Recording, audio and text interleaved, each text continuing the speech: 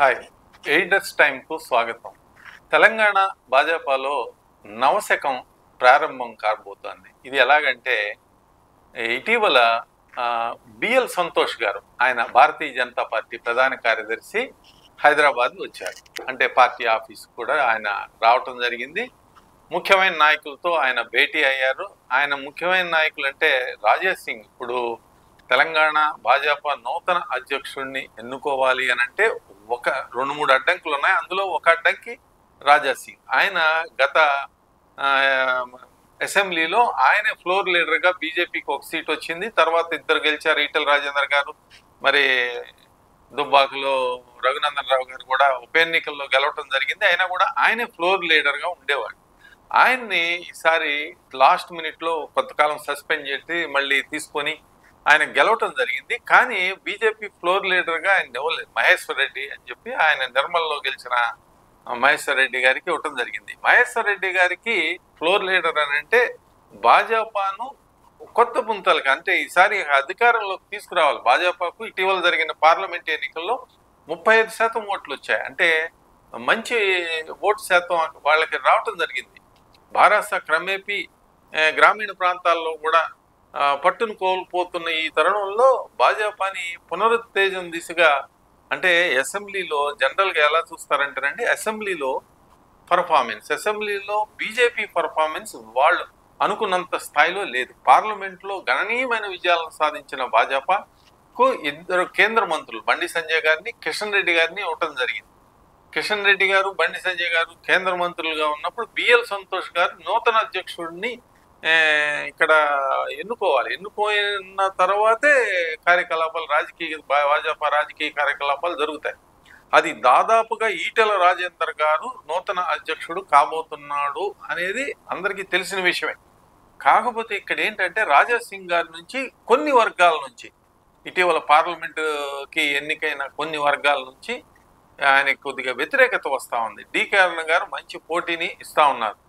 కాకపోతే డికే అరుణ గారికి ఎట్టి పరిస్థితుల్లోనూ, ఎందుకంటే గత పార్లమెంట్ ఎన్నికలు కూడా కిషన్ రెడ్డి గారి ఆధ్వర్యంలో జరిగినాయి కాబట్టి అదే సామాజిక వర్గానికి చెందిన వ్యక్తులకి ఈసారి మళ్ళీ ఇవ్వకపోవచ్చు. బలహీన వర్గాలకు చెందిన వ్యక్తికి 100% భాజపా పగ్గాలు ఇస్తారు. అందులో ఏంటంటే రాజకీయ అనుభవం మెండుగా కలిగిన, సామాజిక సమీకరణాల్లో కూడా ముందు వరుసలో ఉండే ఈటెల రాజేందర్ గారికి ఇస్తారు అనేది ప్రస్ఫుటంగా కనిపిస్తా ఉంది. ఈ బిఎల్ సంతోష్ గారు వచ్చి ఆయన ఏంటంటే సౌత్ ఇండియా భాజపా మొత్తాన్ని దిశానిర్దేశం చేసిన వ్యక్తి బిఎల్ సంతోష్ గారు. ఆయన ఇంజనీరింగ్ కర్ణాటకలో చేశారు. దాదాపు 1999 నుంచి ఆర్ఎస్ఎస్ కార్యక్రమాల్లో ఆయన ఉండేవారు. మరి బీజేపీకి కూడా సుదీర్ఘకాలంగా ఆర్ఎస్ఎస్ నుంచి కొంతమంది సంస్థాగతంగా హెల్ప్ చేయడం కోసం కొంతమంది డిప్యుటేషన్ మీద వస్తూ ఉంటారు. అందులో బిఎల్ సంతోష్ గారు ముఖ్యుడు. వెంకయ్యనాయుడు గారు సౌత్ ఇండియా కార్యక్రమాలు, అంటే ఉపరాష్ట్రపతి అయిన తర్వాత సౌత్ ఇండియా రాజకీయ కార్యక్రమాలు చూడటం తగ్గించుకోవటం జరిగింది. ఆయన లేని పరోక్షంలో బిఎల్ సంతోష్ గారు అనతికాలంలోనే ఆయన సౌత్ ఇండియా మొత్తం భాజపా రాజకీయ కార్యక్రమాలను ఆయనే చూడటం జరుగుతాం. ఇకపోతే ఇటీవల మీకు ఒక విషయం జరిగింది. హైదరాబాద్లో రాధాకృష్ణరావు గారు, అంటే ఎక్స్ టాస్క్ ఫోర్స్ డీసీపీ, ఆయన జైల్లో ఉన్నారు. ఆయన ఒక రెవల్యూషన్ మే చివరి వారంలో ఒక సంగతి చెప్పారు. అదేంటంటే ఆ వార్తలు చక్కర్లు కొడతా ఉన్నాయి.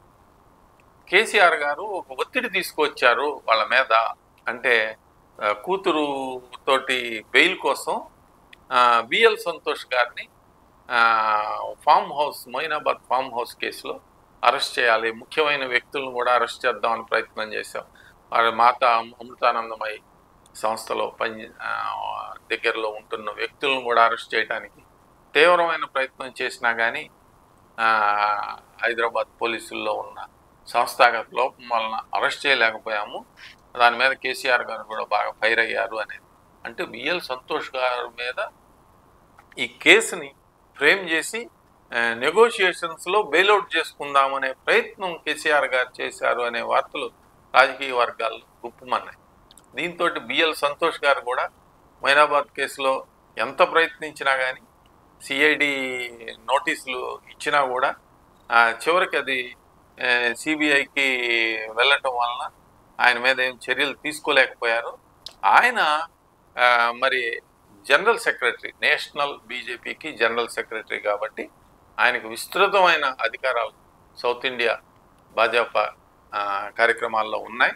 గతంలో తమిళనాడులో కూడా ఆయనే మరి అన్నామలై అనే యువ ఐపీఎస్ అధికారిని పార్టీ అధ్యక్షుడిగా నియామకం చేసి తమిళనాడులో భాజపా 2 అంకెల పర్సెంటేజ్ స్థానానికి తీసుకురావటం కూడా జరిగింది. ఆయన ఆధ్వర్యంలోనే ప్రతాప్ సింహ, మరి తేజస్వి సూర్య అనే యువ నాయకులు కర్ణాటకలో ఒక కెరటంలా దూసుకు వచ్చారు, అంటే రాజకీయ అరంగేటం చేయటం కూడా జరిగింది. ఇక తెలంగాణలో కొత్త అధ్యక్షుడిని నియామకానికి ఏ విధమైన అడ్డంకులు లేకుండా చేయటం కోసం అనే ఒక కార్యక్రమంలో భాగంగా బిఎల్ సంతోష్ గారు రావటం జరిగింది. రాజాసింగ్ గారితో కూడా ప్రైవేట్గా సమావేశమై క్లియరెన్స్ చేశారు. రాబోయే రోజుల్లో ఈటెల రాజేందర్ గారి నియామకం 100% ఇక్కడ జరగబోతా ఉంది. దాంతో తెలంగాణ భాజపాలో ఒక నవశకం వచ్చిందనే చెప్పాలి. బిఎల్ సంతోష్ గారి రాక బారాసాలో ఒకంత ఆందోళనకరమైన పరిణామాన్ని సృష్టించింది. అది ఎలాగంటే కొంతమంది భాజపాలో బలమైన నాయకులు అసెంబ్లీ సభ్యత్వానికి రాజీనామా చేయించి భాజపా తరఫున గెలిపిస్తారు అనేది ఒక బలమైన టాక్ ఒకటి వినిపిస్తూ ఉంది. ఎందుకంటే కాంగ్రెస్ లాగా మరి మొత్తం శాసనసభ్యులను 2/3 చేర్చుకుని శాసనసభా పక్షాన్ని చేర్చుకోవడం భాజపా విధానం కాదు. మరి వాళ్ళు అంతమందిని కూడా చేర్చుకునేందుకు రెడీగా ఉండరు, ఎందుకంటే రాష్ట్రంలో అధికార పక్షం భాజపా కాదు కాబట్టి.